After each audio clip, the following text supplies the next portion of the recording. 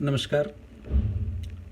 आज हम बात करेंगे रीतिकाल के महत्वपूर्ण कवि बिहारी और बिहारी के एक पद की व्याख्या इस व्याख्यान में हम करने की कोशिश करेंगे। बिहारी रीतिकाल के सर्वाधिक महत्वपूर्ण कवि हैं और जयपुर के राजा मिर्ज़ा जयसिंह के यहाँ वे दरबारी कवि थे। उनके अंत्य साक्ष्यों में बहुत सारे ऐसे दोहे आते हैं जो ये सिद्ध करते हैं कि वे जयपुर के मिर्ज़ा राजा जयसिंह के दरबारी कवि थे।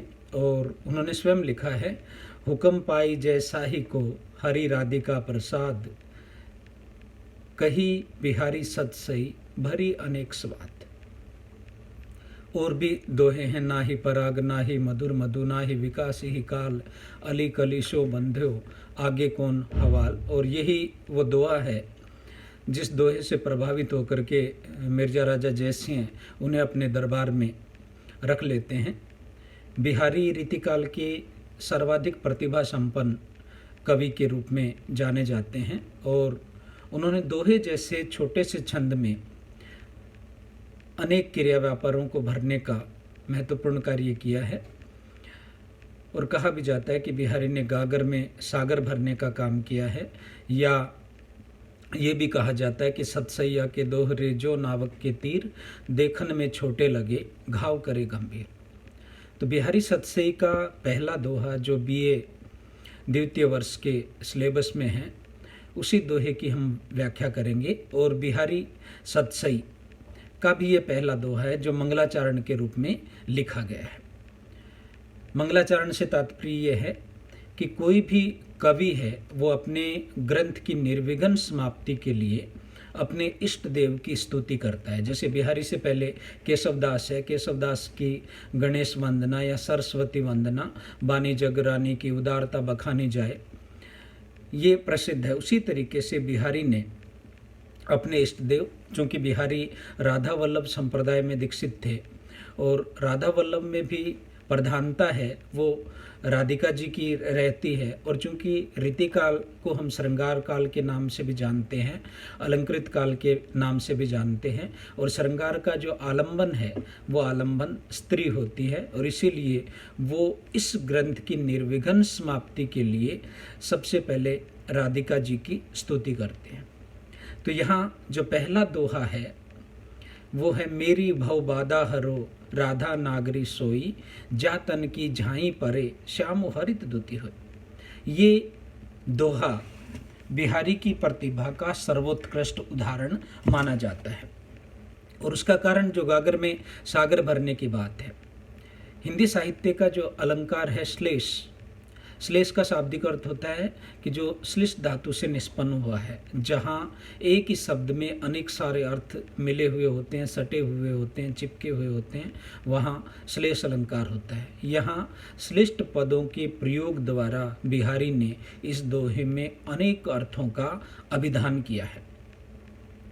जैसे हम पहले शब्दार्थ देखते हैं तो भव का अर्थ होता है संसार, बाधा का अर्थ हो गया रुकावट या विघ्न। अगर भव बाधा का हम सामान्य अर्थ लें, दोनों को मिलाकर के लें, तो हम कह सकते हैं कि जो दुख, दरिद्रता इत्यादि अनेक प्रकार की जो चिंताएं हैं जो कवि के सम्मुख उपस्थित होकर उन्हें अपना अभिष्ट प्राप्त करने के मार्ग में बाधा उपस्थित करती है। बहुधा रचनाकारों ने या टीकाकारों ने भवबाधा का अर्थ जन्म मरण के संदर्भ में भी लिया है, लेकिन ये समीचीन नहीं होगा। जन्म मरण का अर्थ हम इसका नहीं ले सकते, और उसका सीधा सा कारण है, चूँकि ये दोहा मंगलाचरण के रूप में आया है, तो भवबाधा का अर्थ हम दुख, दरिद्रता या अनेक प्रकार की चिंताएं हैं जो कवि को अपना उत्तम अभिष्ट प्राप्त करने में बाधक होती है, तो उनके लिए हम भवबाधा शब्द का प्रयोग कर सकते हैं। और राधा नागरी सोई, सोई का अर्थ हो गया वह, और नागरिक का अर्थ है चतुर, वही चतुर राधिका मेरी सांसारिक बाधाओं को दूर करे। दूसरा जो अर्थ है नीचे, जातन की झाई परे। यहाँ मैंने कहा कि कुछ शब्द इस पूरे पद में श्लिष्ट हैं। जैसे झाई की हम बात करें तो झाई के यहाँ तीन अर्थ निकलेंगे। पहला अर्थ हो जाएगा परछाई या आभा, दूसरा अर्थ हो जाएगा झलक और तीसरा अर्थ हो जाएगा ध्यान। अर्थात झाई के 3 अर्थ हो गए, परछाई, झलक या ध्यान। तो झाई के साथ परे शब्द जुड़ा हुआ है, तो परे के भी यहाँ 3 अर्थ हो जाएंगे। सबसे पहले झलक, तो झलक कहाँ? तन पर पड़ने पर। दूसरा, माफ़ कीजिएगा, परछाई, तो परछाई कहाँ पड़ने पर? तन पर पड़ने पर। दूसरा अर्थ हो गया झलक, और झलक कहाँ? दृष्टि में पड़ने पर। और तीसरा अर्थ हो गया ध्यान, और ध्यान कहाँ? हृदय में पड़ने पर।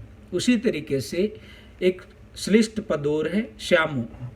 श्यामु के भी यहाँ 3 अर्थ हो गए, श्याम वर्ण वाले श्री कृष्ण, दूसरा श्री कृष्ण, और तीसरा श्यामु का अर्थ हो गया काले रंग वाले। तो यहाँ कलमश, पातक, दुख, इन सब को कवि परिपाटी में क्या माना जाता है? काला माना जाता है। तो ये अर्थ भी इसका ग्रहण किया जाता है। चौथा शब्द हुआ हरित दूती। तो हरित दूती के भी यहाँ क्या हो गए? 3 अर्थ हो गए। एक तो पहला अर्थ तो हो गया हरे रंग वाला, दूसरा अर्थ इसका हो जाएगा हरा भरा या प्रसन्न वदन, और तीसरा अर्थ हो जाएगा हतप्रभ, तेजहीन या भयंकरता रहित या प्रभाव रहित। तो यहाँ ये जो 4 शब्द हैं, ये 4 शब्द श्लेष शब्द हैं, श्लिष्ट शब्द हैं, जिनके कारण इस पूरे पद में श्लेष अलंकार आया है। और इन चारों शब्दों के आधार पर हम इस एक दोहे के हम 3 अर्थ ग्रहण कर सकते हैं, एक सामान्य अर्थ और 3 श्लिष्ट जो अर्थ हैं उनके आधार पर। अब सबसे पहले जब हम किसी पद की व्याख्या लिखते हैं तो हम उसका क्या लिखते हैं? अवतरण या प्रसंग लिखते हैं।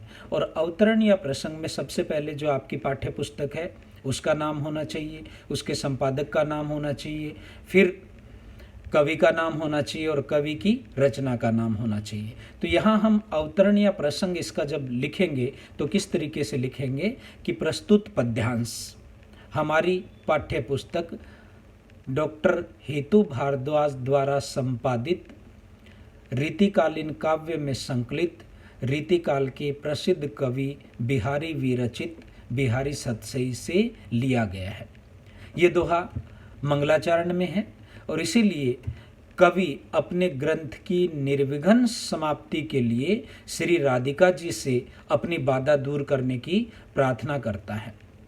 यद्यपि बिहारी सतसई में और रसों के भी दोहे हैं, लेकिन प्रधानता क्या है? श्रृंगार रस की है। और इसीलिए श्रृंगार रस की प्रधानता श्री राधिका जी में ही है। और चूंकि कवि राधा वल्लभ संप्रदाय में दीक्षित है, इसीलिए वो राधा से या राधिका जी से अपनी भव बाधा हरने की प्रार्थना करते हुए कहते हैं कि। तो ये तो हो गया अवतरण या प्रसंग। और इसके बाद में फिर क्या आ जाएगी? इसकी व्याख्या आ जाएगी। और व्याख्या श्लेष शब्दों के प्रयोग द्वारा 3 अलग अलग तरह की इसकी व्याख्याएं होंगी। सबसे पहली व्याख्या क्या होगी? अगर हम झाई का अर्थ परछाई, परे का अर्थ तन पर पड़ने पर, और श्यामु का अर्थ श्याम वर्ण वाला, और हरित दूती का अर्थ हम हरे रंग वाला लें, तो यहाँ बिहारी के संदर्भ में एक प्रश्न अक्सर पूछा जाता है कि बिहारी बहुज्ञ थे, अर्थात उन्हें बहुत सारी चीज़ों का ज्ञान था।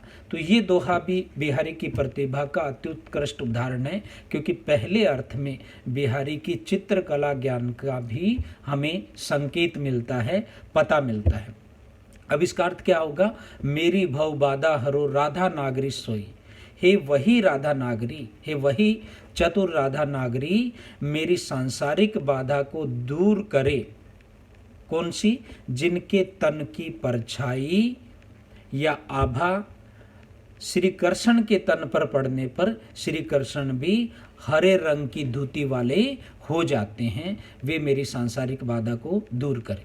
हमने अक्सर जो चित्र देखे हैं राधा और कृष्ण के, उन चित्रों में श्री कृष्ण नील वर्ण वाले और राधा है वो पीत वर्ण वाली हमें दिखाई देती है। और जिन लोगों को चित्रकला का थोड़ा बहुत ज्ञान है वो ये जानते हैं कि नीला और पीला मिलकर के हरा रंग बनाता है। तो यहाँ न केवल अपनी चित्रकला ज्ञान का यहाँ कवि परिचय दे रहा है, बल्कि इसके माध्यम से वह राधा की गुराई की प्रशंसा करता है कि वह तो ऐसे सुनहरे रंग वाली है कि उसके रंग की आभा पड़ने से श्री कृष्ण का जो श्याम रंग है वो भी क्या हो जाता है, हरा हो जाता है। तो इस भांति इस पहले अर्थ में कवि राधा के रूप की प्रशंसा करता है और उनके रूप की प्रशंसा करते हुए अपनी भव बाधा दूर करने के लिए उनकी प्रार्थना करता है। इसका दूसरा अर्थ है, यदि हम झाई का अर्थ झलक, परे का अर्थ दृष्टि में पड़ने पर और श्यामो का अर्थ श्री कृष्ण और हरित दूती का अर्थ हो जाएगा हरा भरा या प्रसन्न वदन, अगर हम लें तो इसका अर्थ हम कह सकते हैं, हे वही राधा नागरी जिसके तन की झांकी या झलक श्री कृष्ण के नेत्रों में पड़ने पर श्री कृष्ण हरे भरे या प्रसन्न वदन हो जाते हैं, मेरी सांसारिक बाधाओं को दूर करें। पहले अर्थ में कवि है वो राधा की गुराई की प्रशंसा करता है और इस दूसरे अर्थ में वो राधा की श्री कृष्ण की अत्यंत प्रेम पात्री होने की प्रशंसा करते हुए वो उन्हें अपनी सांसारिक बाधा दूर करने के लिए वो प्रार्थना करते हैं। अर्थात दूसरे अर्थ में कवि कहता है कि राधिका जी श्री कृष्ण की प्रियतम प्रियता की वो प्रशंसा यहाँ करता है और अपनी भव बाधा हरने का वो सामर्थ्य सिद्ध इस तीसरे पद में वो करता है, तीसरे अर्थ में करता है। तीसरे में हम झाई का अर्थ ध्यान ले सकते हैं, परे का अर्थ हृदय में पड़ने पर, श्यामु का अर्थ हो गया काले रंग का और हरित दूती का अर्थ हो गया हत प्रभय। तो अर्थ किस तरीके से होगा, हे वही राधा नागरी जिसके तन का ध्यान, जिसके रूप का ध्यान भक्त के हृदय में आने से उसके हृदय में जो कलमस्ता है, जो पातक है, वो सारी की सारी क्या हो जाती है, हतप्रभ हो जाती है, प्रभाव रहित हो जाती है। अपना दुखद जो प्रभाव है वो प्रभाव छोड़ देती है। वे राधा नागरी मेरी भव बाधा, सांसारिक दुख, दरिद्रता, चिंता इत्यादि जिनका कवि परिपाटी में रंग काला माना जाता है, उसे दूर करे। ये श्लिष्ट पदों के द्वारा इस पहले पद के 3 अर्थ हम ग्रहण कर सकते हैं। अब जब हम विशेष में लिखेंगे तो श्लेष अलंकार है, इसमें काव्यलिंग अलंकार है, रूप का अतिशयोक्ति, अतिशयोक्ति तो है लेकिन रूप का अतिशयोक्ति अलंकार यहाँ है। और सबसे महत्वपूर्ण बात है कि यहाँ छंद शास्त्र में हम देखते हैं कि एक सामान्य सा सूत्र है यमाता राजभान शलगा, और जिसके आधार पर हमने लघु और गुरु के अतिरिक्त 8 गणों का निर्धारण छंद शास्त्र में होता है। तो जितनी भी टीकाएं हैं उन सब में मेरी भव बाधा हरो रखा है। अगर हम भव बाधा शब्द यहाँ रखें तो यहाँ बिल्कुल दोहे के आरंभ में या ग्रंथ के आरंभ में तयगण का आना हो जाता है, और तयगण को हम अशुभ गण मानते हैं। तो हम ये तो कह नहीं सकते कि बिहारी जैसे इतने बड़े कवि को छंद शास्त्र का ज्ञान नहीं था, लेकिन यदि यहाँ भव बाधा के स्थान पर भव बाधा शब्द कर दिया जाता तो छंद में कोई फर्क नहीं पड़ता, दोहा रहता फिर भी, लेकिन ग्रंथ के आरंभ में मैगण का आगमन हो जाता और मैगण क्या माना जाता है, शुभ माना जाता है। धन्यवाद।